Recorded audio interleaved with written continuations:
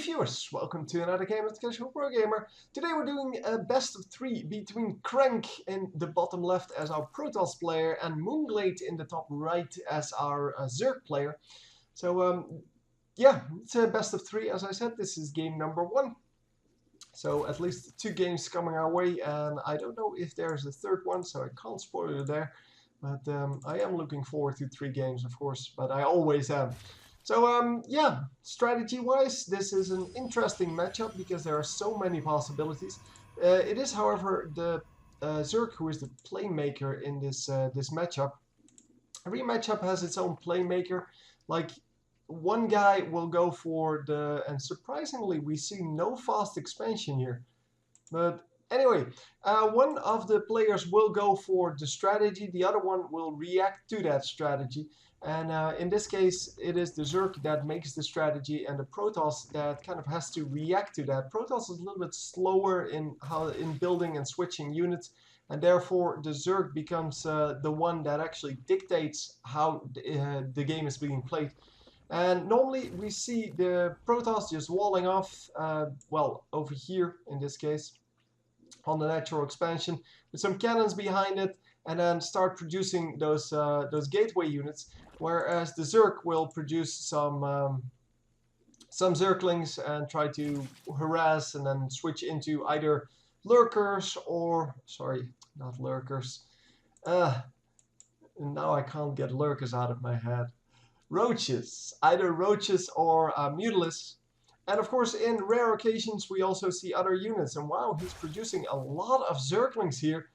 And that is surprising. I think he's going for a Zergling rush here, but he doesn't know where his opponent is. He's going to scout with his Overlords, but Overlords are really slow. So this one is going to take a long time, and I think he needs to send out a drone if he wants to do this. Or one of the Zerglings. But he is producing more and more Zerglings. He's getting the speed up, which will really help him since he has to rush all across the map. And he can already send his Zerglings over here somewhere, because he knows that they're not in the bottom right. And yeah, that means that once he eliminates that last one, he's going to rush in with this entire group of Zerglings and just straight up win. This is awesome. Yeah, so the normal way to play on a big map like this, and of course the Zerg player knows that, is to expand and wall off over here, as I said.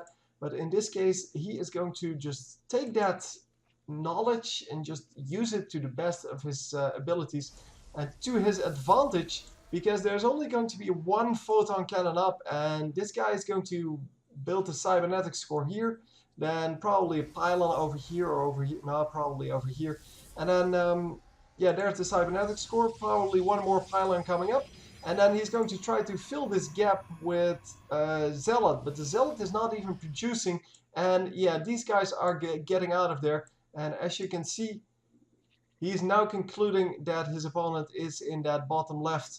Because otherwise, this would have been taken. Because normally you do expand. And he's going in there with speed. And this is so fast.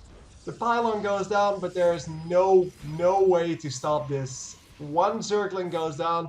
3 others get one shot on them, but there is no way this is going to be stopped. This is a photon cannon, but yeah, that's not going to come up.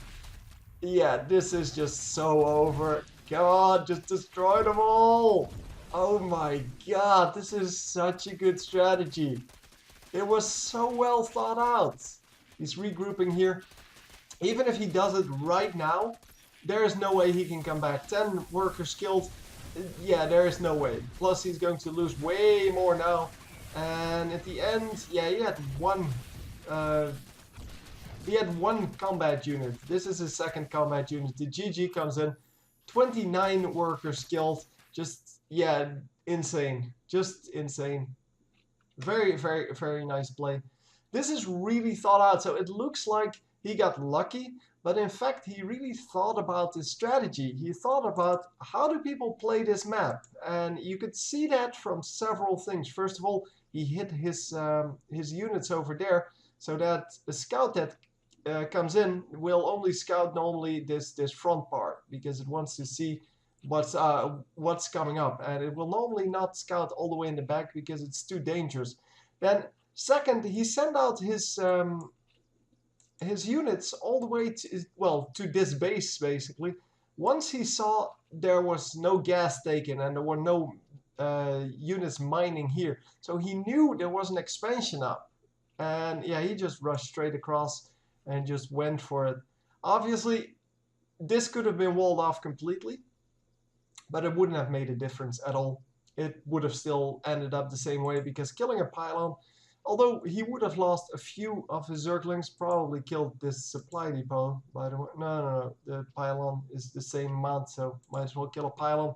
But even though he could have, or he would have had to kill a pylon, it would not have been good enough. There were no combat units out. So it would have ended up this way anyway. And yeah, even ready for the later stage of the game with his new hatchery. So very well played. Yeah, on to game number 2. Hope you enjoyed, and I will see you next time. GG.